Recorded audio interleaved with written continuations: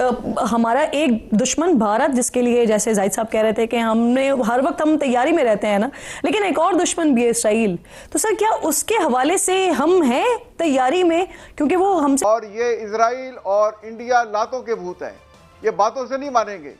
शायद भारत का तो पता है, लेकिन पाकिस्तान का शायद नेतन्याहू को इतना कुछ ठीक से मालूम नहीं है। लेकिन आज 2 बार नेतन्याहू के मुंह से पाकिस्तान का नाम सुन के पाकिस्तान के वो लोग जो मुल्क चलाते हैं, जो मुल्क में पॉलिसीज बनाते हैं, वो जरूर हैरान परेशान है। तो उनके ऊपर कहीं अटैक ना हो जाए। ये और बात तो ये है ना कि बात इजराइल तगड़ा है, ये बात मान जाए।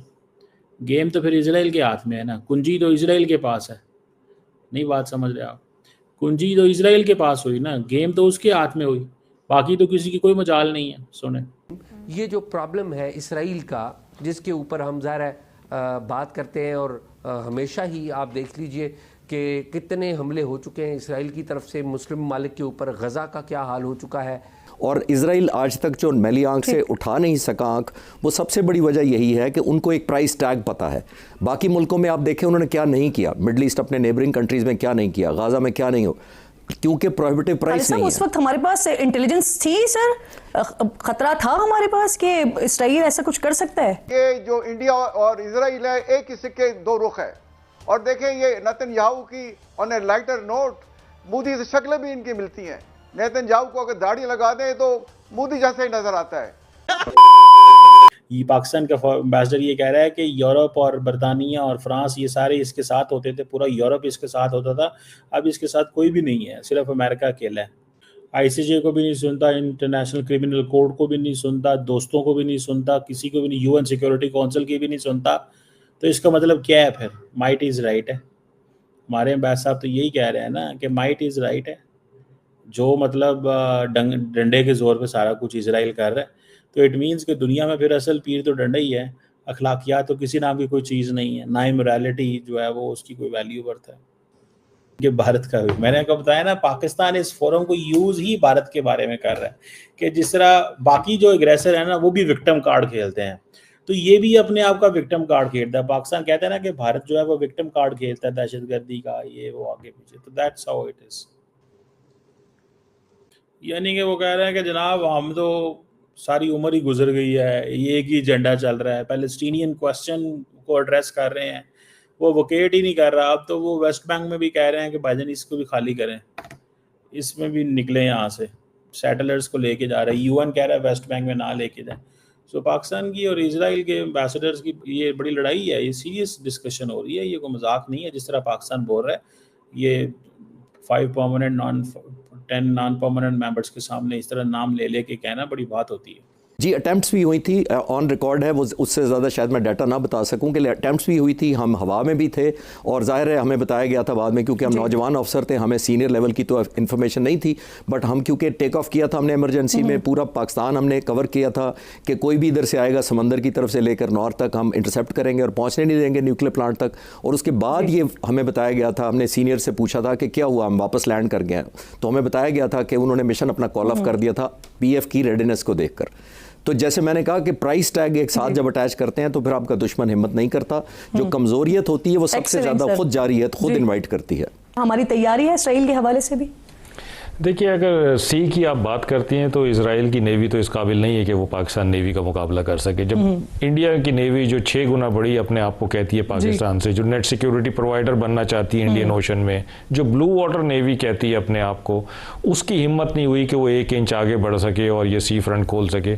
तो इजराइल की नेवी का तो कोई हाल नहीं है पाकिस्तान नेवी के सामने। जी किरण, देखिए इजराइल की जो एप्लीकेशन है वो बनानुल मरसूस में भी महसूस की गई है, तो वो कोलैबोरेट कर रहे हैं, हिंदू ज़ायनिज़्म और ज्यूइश ज़ायनिज़्म की कोलैबोरेशन है जी।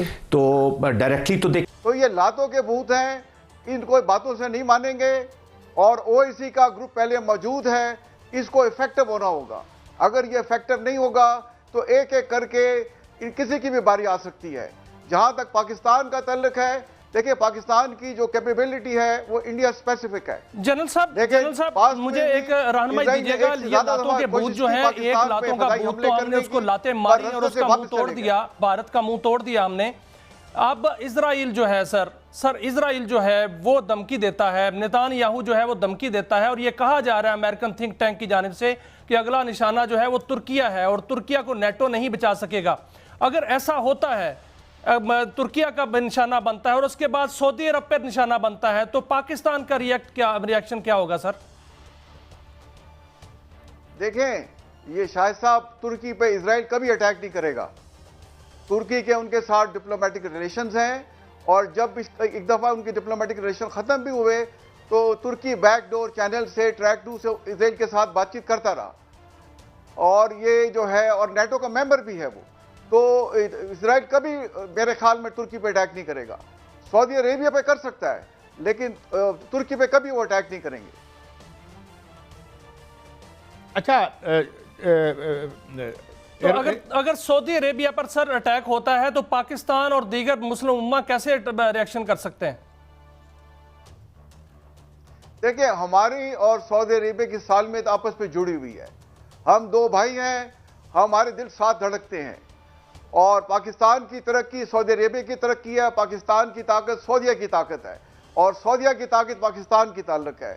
सऊदी अरेबिया का अगर किसी किस्म की सॉलिडेरिटी अंडरमाइन करने की किसी भी मुल्क ने कोशिश की, पाकिस्तान उनके साथ खड़ा होगा, और हमारे पास जो कुछ है हम हर तरह से सऊदी अरेबिया की मदद करेंगे इंशाल्लाह।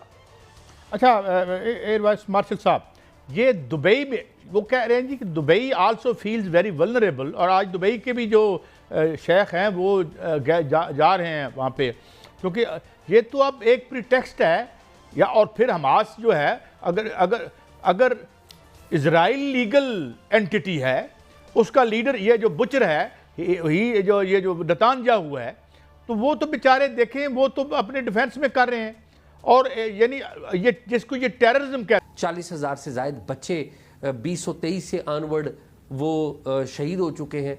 लेकिन आप ये देखिए कि मुस्लिम ममालिक की जो पॉलिसी है वो सिर्फ़ और सिर्फ एहतजाजी बयानात, OIC का हंगामी इजलास और एक सख्त डिक्लेरेशन और एक मजम्मती बयान से आगे नहीं बढ़ पाई। अभी OIC का एक और हंगामी इजलास है, लेकिन लोग जो हैं वो लोग जो स्ट्रीट की मैं बात कर रहा हूँ, स्ट्रीट के ऊपर लोग किस मुल्क को प्रेज कर रहे हैं, मैं इससे एग्री हूँ या डिसएग्री, लेकिन मैं आपको लोगों की सेंटीमेंट बता रहा हूँ। लोगों ने जब ईरान ने इसराइल के ऊपर जवाबी कार्रवाई की, तो आप स्ट्रीट्स के अंदर जाएं, मुस्लिम ममालिक की स्ट्रीट्स के अंदर, तो मुस्लिम ममालिक की स्ट्रीट्स के अंदर ईरान की प्रेज की गई कि ईरान ने ठीक काम किया कि जवाब दिया है।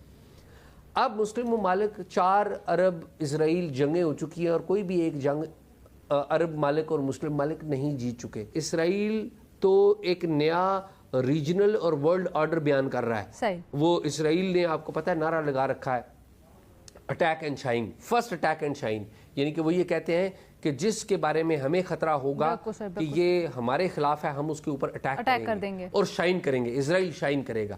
ये बेनियामिन पाकिस्तान के बारे में कुछ मिस परसेप्शंस क्रिएट की गई बाय इंडिया इजराइल के कॉन्टेक्स्ट में। उनको जो बताया जाता है कि पाकिस्तान के उनके खिलाफ अजाइम कोई नहीं है, लेकिन पाकिस्तान के ऊपर जो भी एप्लीकेशन आएगी डायरेक्टली और इनडायरेक्टली, चाहे वो फ्रेंड्स के थ्रू आए या डायरेक्टली आए, तो वो फॉर दैट मैटर इजराइल हो या कोई भी दुनिया का मुल्क हो, Pakistan is a sovereign country, Pakistan is a nuclear country. और डिफाइंस मैंने पहले सवाल के जवाब में बता दिया कि हमारे खून के अंदर रची बसी, बिल्कुल ऐसे ही, तो वो इजराइल हो, ए हो, बी हो, सी हो, डी हो, या इजराइल का सबको पता होना चाहिए कि पाकिस्तान जो है वो हमेशा रेडी। एक छोटा सा ब्रेक लीजिए नाज़रीन, ब्रेक के बाद जब वापस आते हैं तो खालिद चिश्ती साहब ने बड़ी इंपॉर्टेंट बात की थी कि जो सोल्जर होता है ना, उसकी ख्वाहिश होती है शहादत की, लेकिन उससे पहले उसकी ये ख्वाहिश होती है जो दुश्मन है उसका पहले कलाकुमा किया जाए। तो मैं वापस आऊंगी तो जानूंगी आपसे, ब्रेक लीजिए नाज़रीन।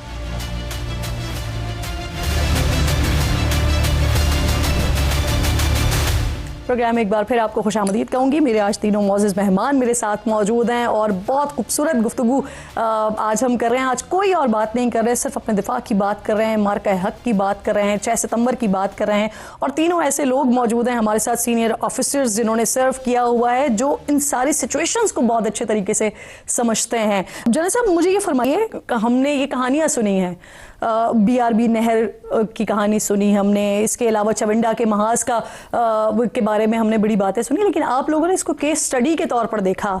क्या फ़र्क पाया सर आपने पाकिस्तान की जो जंगी हिकमत अमली होती है उसमें और भारत की जंगी हिकमत अमली में?